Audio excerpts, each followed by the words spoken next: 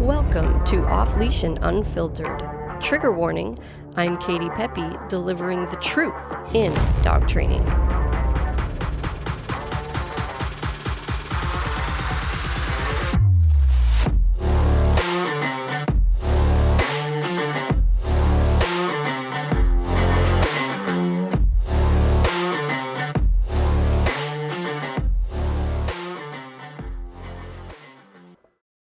Hey everybody, this is your host, Katie Pepe. Before we jump in, I just wanted to take a quick second and remind you to hit the subscribe button because that helps us so much. We appreciate every subscribe and follow, and we have so much valuable information we want to share with you, so we don't want you to miss an episode. Without further ado, let's jump in.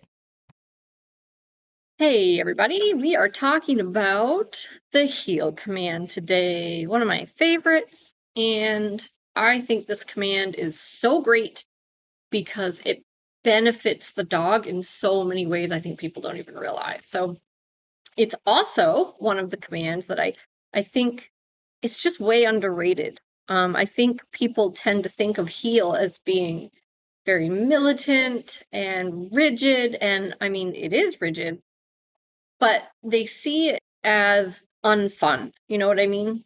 They see it as sometimes unnecessary. And it's not everybody's favorite, I guess is what I'm saying.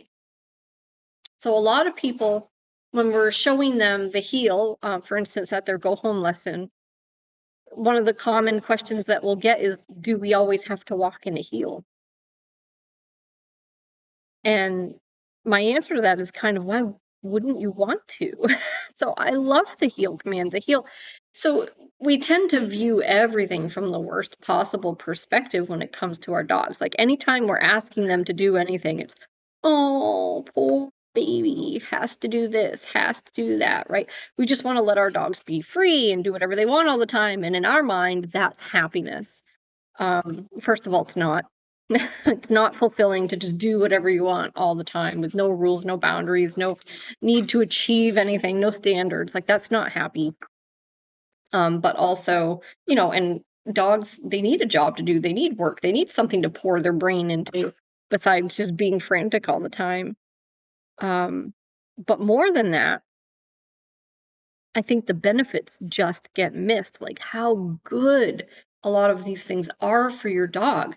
Like we tend to just completely and totally overlook the benefits and the good that's coming out of it and go straight to the fact that it's work, it's no fun, and it's, you know, again, militant, pushy, rigid, that sort of thing. So let's talk about the heel command, why we use it, how we use it, and what good is it really doing your dog? And is it okay to not walk in a heel sometimes? So let's talk about that because the answer isn't the same for everybody. And I have somebody whining out there. No. Probably Donzie. Donzie just came in yesterday. So, and he's been here before, but he was here as a puppy. And now he's a big boy. And so it's been a while. And so he's in his kennel out there. He can't see me. And he's like, what the heck is going on? What are we doing? Anyway, so the heel command we teach to every dog that goes through our program. Now, when we're talking about puppies, we don't usually teach a tight heel. We do and we don't, right? I teach them to respond to leash pressure and to walk nicely on a leash. And if they're an older puppy, I might hold them a little more accountable for that heel position. But usually when I say we're doing a heel, we're teaching a heel, we're talking about a dog that's over 6 months of age. Not that they have to be, right? That's somewhat arbitrary. But our adult dog programs are 6 months and up, and we always teach a heel in those programs. So what we're doing when we say we're teaching a heel is we're teaching the dog to walk next to our left leg and actually slightly behind, right? Because that's what heel means. It means at your heel, right? So really their head, their nose should be at your heel. So they should be slightly behind you. That's my preference. And not just that, right? So it's not just a positional command, but they're also not allowed to pour their brain into other stuff, right? Their brain is supposed to be pretty much devoted to doing a heel. That's their job, right? So heel is a job when your dog's in heel. So normally we like to see the dog walking slightly behind you on your left side, and we don't want them walking with their nose to the ground. We don't want them walking with their head on a swivel, scanning the environment, right? Especially if you have like a reactive dog or a nervous dog. We don't want them constantly looking for triggers. We don't want them craning their head around to see what's behind them, who's behind them, what's that noise, who's that guy, where are they going, right? No craning the head around. So there's really no sniffing anything, right? So there's no like sniffing the fire hydrant on the way by, or, you know, the tree, the bush, the trash can, any of that stuff. We want the dog to resist that impulse every time they walk by something that's smelly, to just keep walking with you and to maintain that position.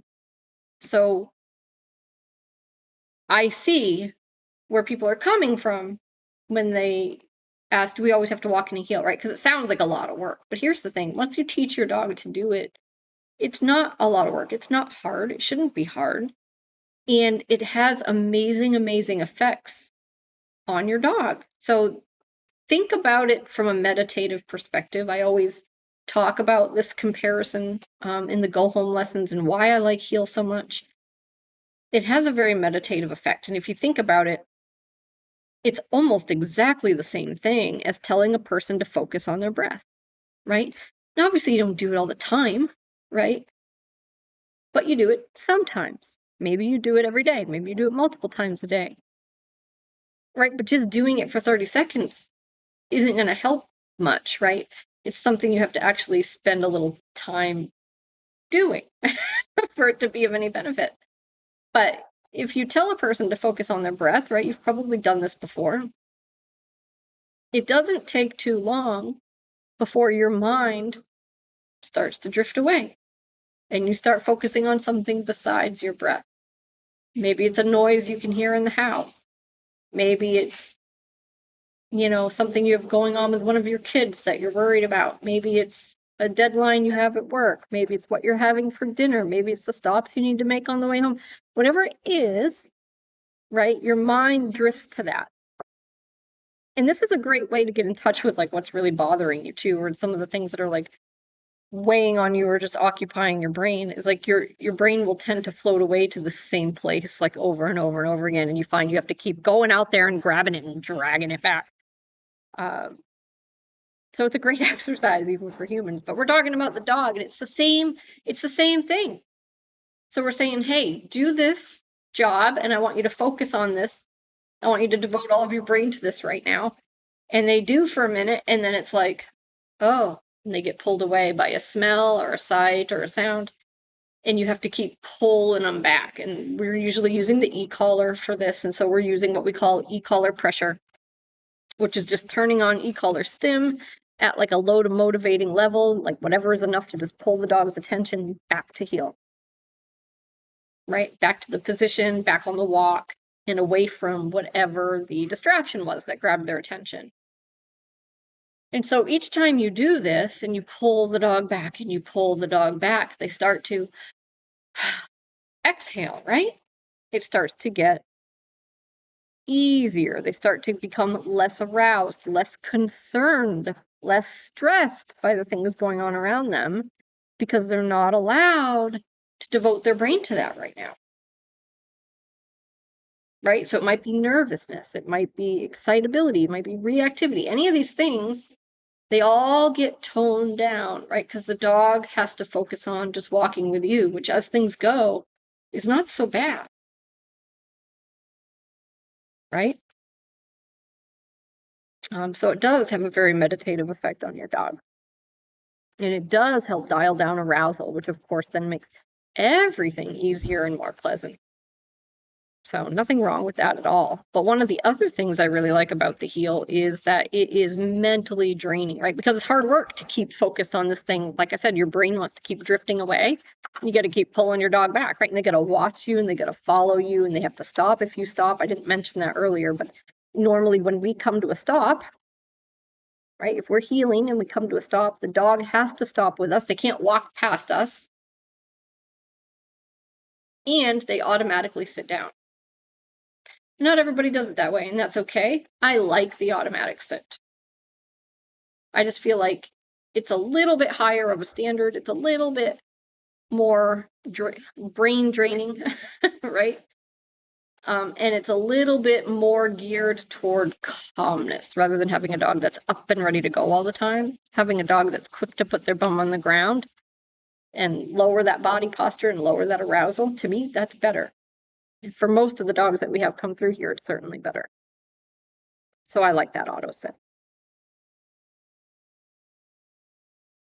But, we meet a lot of people that rely on exercise to keep their dog behaving and being good, right? They're only good when they're tired. Everyone knows that that saying, a tired dog is a good dog. And it's like, okay, your dog should be good even when they're not tired. But my point was going to be that your dog can get just as tired from walking in a heel for 20 minutes as they can running around frantically for an hour. Because instead of just physical chaos, like just being frantic, right? Just frenetic energy, running around, chaos, no rules, no thinking, just flat out physical exercise is one thing. But combining that physical exercise with something extremely mentally draining, right? That really takes a lot of brain power that you have to focus on. That, my friend, is real exercise. That's draining. And it's much more productive, right? So we're strengthening our brain and we're improving our behavior and our wiring and our level of arousal and our baseline of arousal. All these things are improving, right? So it's a real productive means of exercise rather than just being frantic, which is kind of practicing the stuff we don't really like our dogs doing. I'm not saying they can never do that. There's a time and a place, and that's fine. But if that's all you ever rehearse for exercise is like letting your dog go crazy and just run, and chase like balls or frisbees, whatever, and there's no real rules, there's no boundaries, there's nothing they have to think about, there's nothing they have to exercise brain-wise, sometimes that can almost be more counterproductive, right? Whereas you're walking in a heel, you're doing a nice long walk that way, they're getting the walk, which is physical exercise, and they're getting to exercise in all kinds of ways mentally, learning to tune out the environment, not worry about it, not care about it, resist impulses, prioritize you over the impulses, like all these things.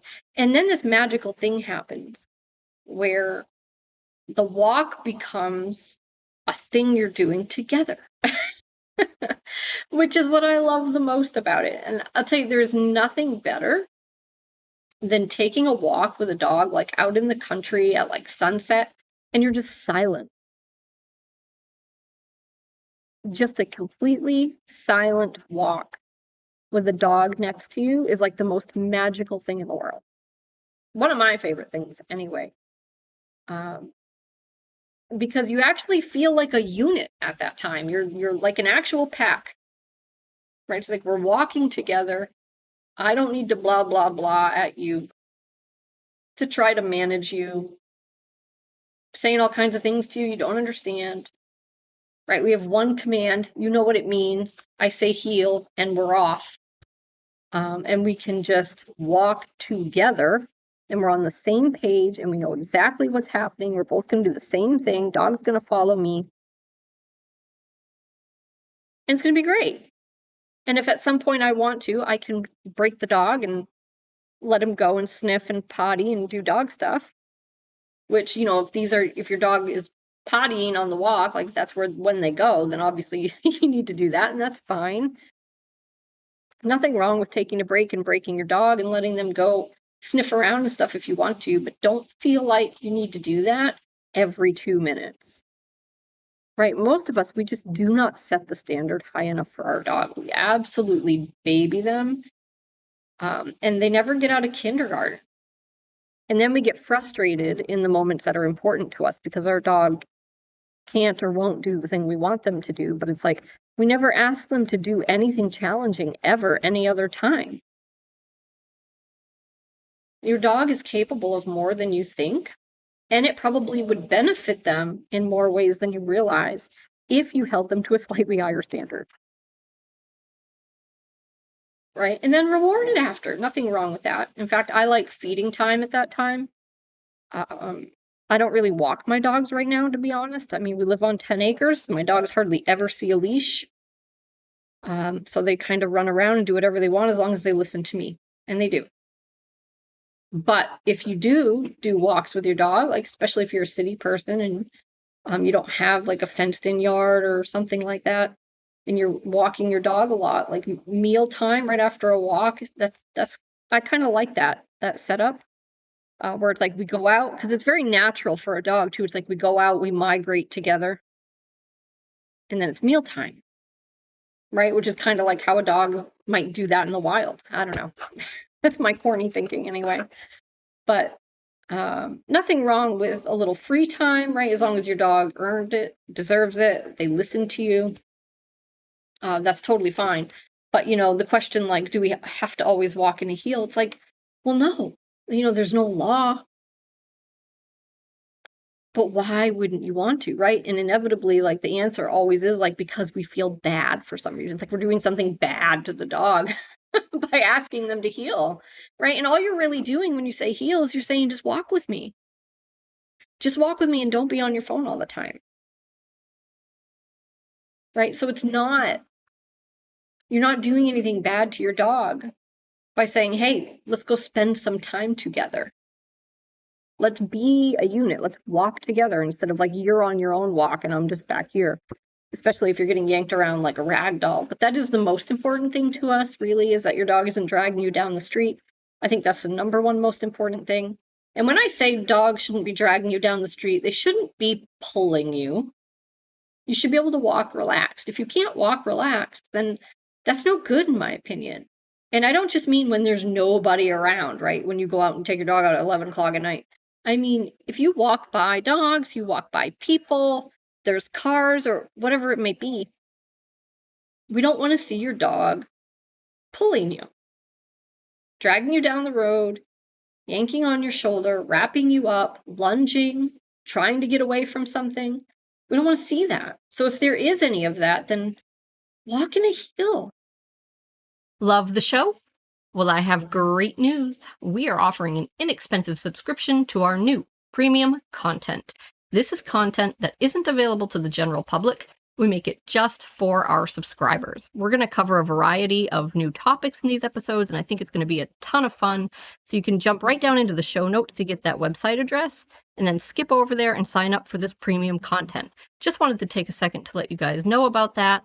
Thank you so much for your support. And now, on with the show. Walk in a heel. And you can absolutely go after those things individually as well. Like if you're not in a heel and you just want to let your dog be casual and walk, kind of out ahead of you a little bit and sniffing around, like, okay. But then when they do see a dog and they pull you, are you going to correct them for that? Because you should. You should. And if your dog is afraid of traffic and they see a car and they try to run, what are you going to do to teach them they don't need to run away? Right? Because you have to do something to teach them that. Otherwise, they're just going to keep trying to run away. Right? So if you're walking in a heel, these are things you don't need to think about, right? So long as you're holding your dog accountable for it, which is something we'll talk about real quick too. There needs to be some accountability, like there does need to be for everything, right? Or your dog just won't do it unless it feels like doing it and it's the most important thing in the moment. Meaning there's no distractions, right? So dogs are great at things when there is no distraction. There needs to be accountability for heel, just like there does everything else. And that can be as simple as just learning how to use your leash and giving your dog a leash pop if they pull on the leash. Easy peasy, right? But it is an art, it is a skill set. You do have to learn how to do that. And most people don't do it quite right. They more pull on the dog rather than snap the leash. So it's a very snappy motion. Watch some videos, learn how to do a good leash pop, watch some of our videos where we do a lot of leash work in our videos. And you can use the e-collar, right? And you can teach your dog how to respond to the e-collar for a heel. We often will correct dogs for breaking heel with our e-collar. If dogs are here for 3 weeks or more, they're going to be very fluent at learning to respond to e-collar pressure, meaning we turn on motivating stim and it brings the dog right back to our leg, just like a remote control, if they get out of position. Right? So I say that because Joyce always compares it to a remote control car. And it's a good comparison because people get very hung up on using their leash, and we want them to get really comfortable using the remote. But even if your dog isn't e-collar trained, again, and I say this all the time, put a prong collar on your dog, learn how to use it. Okay, because it's all leash handling. The collar doesn't do the work for you guys. I know the collars look scary. Collar's not doing anything. The collar does very little. It just sits there. It's all how you use it. It's all what you do with your leash. You got to learn how to give a leash pop. So if your dog walks past you and starts to tighten that leash up, starts to pull you, or starts to lunge at someone, like, you need to know how to pop your leash. Say no, and then follow that no with a leash pop, right? So you can enforce. So you have to know what your boundaries are and what your rules are and what sorts of things you should be expecting. And this might depend a little bit on who your dog is, right? If you have a really nervous dog, teaching them not to crane their head around and look behind them is huge. Huge. Now, if you have a pretty confident dog who just turns his head once because he just heard a noise back there and he turned and looked and then looked back, maybe it doesn't matter. Right? But generally speaking, these are the types of things that we enforce. It's like, don't worry about craning your head around and checking everything out and worrying about who's over there or what that smell is on the ground. Right? It's all about exhale and just focus on walking with me. And whether you're doing that with an e-collar or you're doing that with a leash and prong, you have to know what your rules are, what your boundaries are, and you have to enforce them. These are two of the most important things I'll mention on the episode. You have to enforce them, A, meaningfully, and B, consistently. Okay, now what does meaningfully mean? It means if you're not being meaningful enough with your feedback, with your corrections that you're using to enforce a rule or boundary, if you're not being meaningful enough, you'll need to be consistent forever because your dog's never going to stop doing it. So if your dog keeps making the same mistake over and over and over and over and over again, you're probably not delivering a correction that's meaningful, or your timing might be off too, right? So normally we say no at the moment the infraction occurs, and then we follow up after that no with a leash pop or e-collar correction. Now, once your dog knows heel, you can just leash pop the moment they do it. You probably don't even have to worry about saying no. They're going to know what it's for. But in the beginning, it's not a bad idea to mark it with a no before you correct them. So if your timing is off, that could be an issue too. But 99% of the time, people are just not correcting their dog meaningfully enough, and so they end up nag, nag, nag, nag, nag. And that's not a fun walk either. It's like, okay, great, my dog's walking next to me, but I have to pop the leash 5,000 times. And we only did one lap around the block. Their walk shouldn't look like that. After you tell your dog 2 or 3 times, really, they should start to get it. And the walks should be pretty easy. It should just be an occasional reminder. Right? And for some dogs, that's going to look different than others. Like some dogs are very sensitive and other dogs aren't. You might have to be very firm. right? So your dog decides that. That's not up to you. But you have to enforce your rules and boundaries, and you have to enforce them meaningfully, and you have to enforce them consistently, right? And then create that contrast with your dog by occasionally saying break, even if it might be normally a time when you wouldn't break them. In the beginning, we kind of switch back and forth a lot between heel and break to really instill that contrast. Like right now we're heeling, and I want you next to my left leg. I don't want you sniffing. I don't want you craning your head around. I don't want you getting out of position. When I stop, I want you to put your butt on the ground. If I start walking again, you're supposed to come with me. And then break, where it's, okay, go be free, sniff around, do your dog stuff, and then back to heel again, right? And so we'll kind of go back and forth and back and forth. And we're not walking in a break most of the time. If I say break, we're just kind of standing still, letting the dog sniff around. Maybe they potty, maybe they check some stuff out, and then it's back into heel. But unless I explicitly say break, I mean, the dogs here, they learn that they're really always in heel when they're on a leash.